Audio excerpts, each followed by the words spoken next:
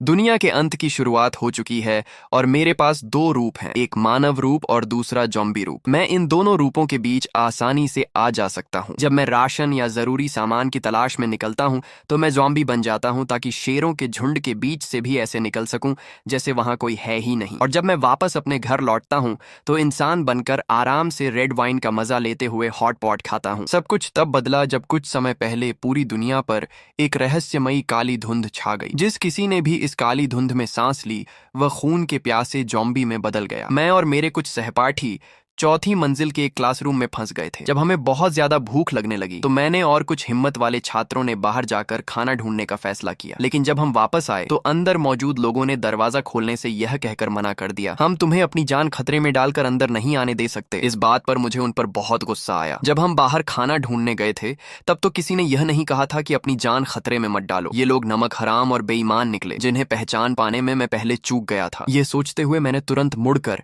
चौथी मंजिल के किसी दूसरे कमरे में छुपने का फैसला किया। लेकिन बस कुछ ही पल की देरी हुई थी कि 3 ज़ॉम्बी दौड़ते हुए आ गए। बिना एक पल घंवाए मैंने अपना सारा खाना उनकी तरफ फेंक दिया। तुरंत पास वाले क्लासरूम का दरवाजा खोला और अंदर घुसते ही उसे अंदर से बंद कर दिया। फिर मैं अपनी पूरी ताकत से दरवाजा रोकने के लिए उस पर टिक गया। बाहर से लगातार धड़ाधड़ की आवाजें आ रही थीं। जिस क्लासरूम में मैं अभी आया था उस पर अभी तक किसी ज़ॉम्बी ने हमला इसलिए नहीं किया था क्योंकि वहां के लोगों ने दरवाजे की दरारों पर टेप चिपका रखी थी और खिड़कियों पर किताबों के पन्ने फाड़कर चिपकाए हुए थे। हमें पता चल चुका था कि ज़ॉम्बी कमजोर नजर वाले होते हैं और इंसानों का शिकार मुख्य रूप से उनकी सूंघने और सुनने की क्षमता के आधार पर करते हैं। लेकिन उस वक्त मेरे पास न तो कोई टेप था और न ही कोई मेरी मदद करने वाला था, इसलिए मुझे अकेले ही अपने पूरे शरीर से दरवाजे को थामना पड़ रहा था। तभी अचानक 2 और ज़ॉम्बी इस हमले में शामिल हो गए। मैं अब और ज्यादा देर तक खुद को रोक नहीं पाया और एक जोरदार धक्के के साथ जमीन पर गिर पड़ा। मैं उठकर भागने की कोशिश कर ही रहा था कि बहुत देर हो चुकी थी। 5 ज़ॉम्बी ने पीछे से मुझ पर छलांग लगा दी और उनमें से एक ने मेरी गर्दन से मांस का एक बड़ा हिस्सा नोचकर अलग कर दिया। उस पल मेरे मन में निराशा और पछतावे के सिवा कुछ नहीं था। बेहोश होने से ठीक पहले मेरे दिमाग में मेरे माता पिता और छोटे भाई का ख्याल आया और मैं सोचने लगा कि अब उनका क्या हाल होगा। समय बीतता गया। बेहोशी की हालत में अचानक मेरे दिमाग में एक आवाज गूंजी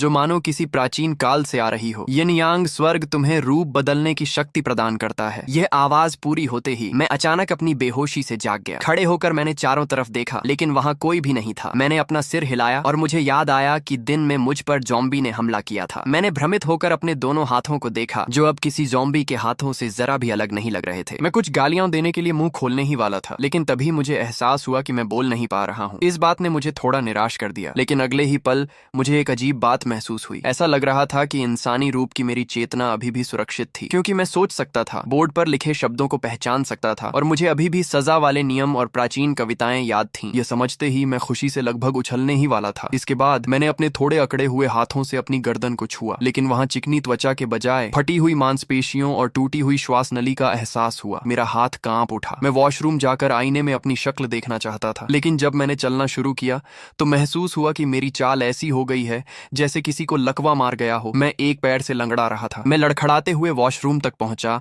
और आईने में अपनी वर्तमान हालत देखी। सफेद आंखें, पीली पड़ी त्वचा। मैं सचमुच एक ज़ॉम्बी बन चुका था और वह भी एक ऐसा ज़ॉम्बी जो बुरी तरह घायल था क्योंकि मेरी गर्दन पर एक बहुत बड़ा घाव था। इस सच्चाई को मैं तुरंत स्वीकार नहीं कर पाया और चिल्लाना चाहा कि मैं ज़ॉम्बी नहीं बनना चाहता, लेकिन मुंह से केवल ज़ॉम्बी जैसी डरावनी आवाज ही निकली। हालांकि तभी मुझे लगा कि मेरे शरीर में वाकई कुछ बदलाव हो रहा है। मैंने देखा कि मेरी पीली त्वचा धीरे धीरे सामान्य रंग में बदलने लगी और ज़ॉम्बी वाली विशेषताएं भी गायब होने लगीं। लेकिन अगले ही सेकंड मैं धड़ाम से जमीन पर गिर पड़ा। मेरी गर्दन के घाव से लगातार खून बहने लगा जिससे मेरी चेतना फिर से धुंधली होने लगी। उसी समय बाहर से दौड़ने और चीखने की आवाजें आने लगीं। साफ था कि कोई ज़ॉम्बी खून की गंध सूंघ कर पास आ रहा था। उस पल मुझे इस बात का जरा भी अंदाजा नहीं था कि मैं वापस इंसान बन सकता हूँ। ज़ॉम्बी बने रहने पर गर्दन का घाव कोई बड़ी समस्या नहीं था लेकिन इंसान बनते ही वह एक घातक घाव बन गया। भारी खून बहने और श्वास नली टूट जाने की वजह से मैं सांस नहीं ले पा रहा था। मुझे लगा कि मैं बस अब मरने ही वाला हूँ। हालांकि यह विचार मन में आते ही मेरा शरीर एक बार फिर बदलने लगा। गले का दर्द गायब हो गया और मेरी काली पुतलियां सफेद रंग में बदल गईं। 5 सेकंड से भी कम समय में मैं फिर से एक ज़ॉम्बी बन चुका था। ठीक उसी समय बाथरूम का दरवाजा जोर से खुला और एक ज़ॉम्बी अंदर आ गया। लेकिन उसके बाद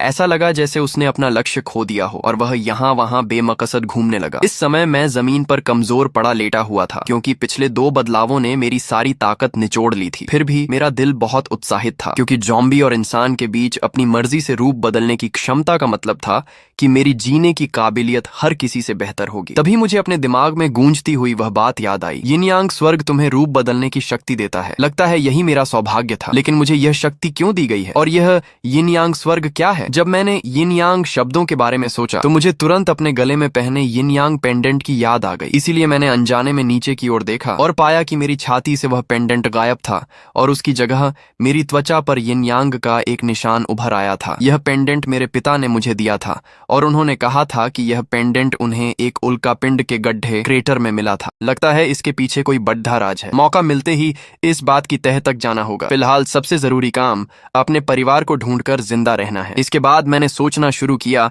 कि अपने घायल शरीर को कैसे ठीक किया जाए और खुद को कैसे शक्तिशाली बनाया जाए। तभी मेरी नजर पास ही पड़ी एक लाश पर पड़ी, जिसे किसी अज्ञात शख्स ने मार गिराया था। मैंने अपनी तर्जनी उंगली, इंडेक्स फिंगर, उसके चेहरे पर रख दी। मैं लड़खड़ाते हुए उसके करीब गया। तभी करंट जैसी एक ऊर्जा मेरी उंगली से होते हुए मेरे शरीर के अंदर समा गई, जिससे मुझे बेहद सुकून महसूस हुआ। इसके तुरंत बाद मेरी गर्दन के घाव पर मांस के नए टुकड़े उगने लगे। मात्र कुछ ही सेकंडों में मेरा आधा जख्म भर चुका था। इसके अलावा मेरे शरीर की ताकत और लचीलेपन में भी थोड़ा सुधार हुआ था, यहाँ तक कि मेरी भूख भी गायब हो चुकी थी। इसके बाद मैं वॉशरूम से बाहर निकला, फायर फाइटिंग की एक सही सी जैकेट ढूंढी और जमकर कत्लेआम मचाने के लिए निकल पड़ा। लेकिन जब मैं अपनी प्रेमिका वाले क्लासरूम के पास से गुजरा तो मैं वहीं अक्का बक्का रह गया, क्योंकि वहां का दरवाजा खुला हुआ था। जब मैंने अंदर जाकर देखा तो पता चला कि वे सभी सहपाठी ज़ॉम्बी बन चुके थे। चांदनी रात में जमीन पर बिखरे अवशेषों को देखकर ऐसा लग रहा था मानो उन्होंने खाने के लिए आपस में ही छीना झपट्टी की हो। इसके बाद मैंने ज़ॉम्बी की उस भीड़ में नजर दौड़ाई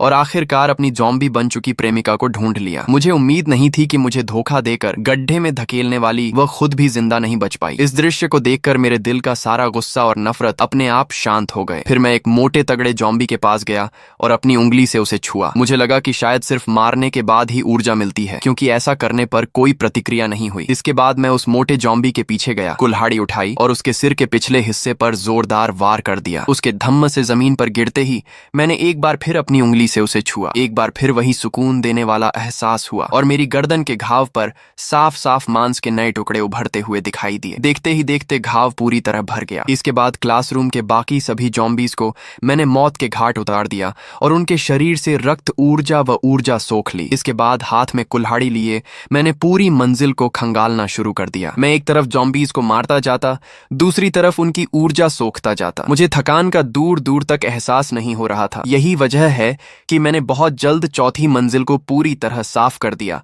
और खुद को अच्छी तरह छुपा लिया। मैंने चेहरे पर मास्क भी लगा लिया था, ताकि अगर इस वक्त कोई मुझे देखता तो दूर दूर तक मेरा नाता किसी ज़ॉम्बी से नहीं जुड़ पाता। इसके बाद मैं तीसरी मंजिल पर पहुंचा और वही वार करने और ऊर्जा सोखने का सिलसिला फिर से दोहराया। इस तरह देखते ही देखते पूरी दोपहर बीत गई और इस स्कूल की इस इमारत के सारे ज़ॉम्बी साफ हो चुके थे। मैंने कुल मिलाकर 249 ज़ॉम्बीज की ऊर्जा को अवशोषित किया था, जिसकी वजह से मेरी ताकत और गति दोनों में दोगुना इजाफा हो चुका था। भले ही ज़ॉम्बी बनने के बाद कोई खतरा नहीं था, लेकिन मुझे खुद में कुछ अजीब और असहज महसूस हो रहा था। इसलिए मैंने तुरंत फैसला किया कि किसी सुरक्षित जगह पर जाकर थोड़ी देर के लिए दोबारा इंसान बन जाऊं। इसके बाद मैं पहली मंजिल पर स्थित सुपरमार्केट में गया। वहां मिली सेलोटेप टेप की मदद से मैंने दरवाजे की हर दरार को अच्छे से सील कर दिया और कुछ रफ कॉपियों के पन्नों को फाड़ डिच कर सभी खिड़कियों और दरवाजों पर चिपका दिया। जब सारी तैयारियां पूरी हो गईं, तो मैंने अपने मन में एक विचार लाया और पलक झपकते ही मेरे पूरे शरीर में बदलाव आ गया। मात्र कुछ ही सेकंडों में मैं एक खतरनाक दिखने वाले ज़ॉम्बी से बदलकर सामान्य इंसान बन गया। हालांकि इंसान बनने के बाद मुझे ऐसा महसूस हुआ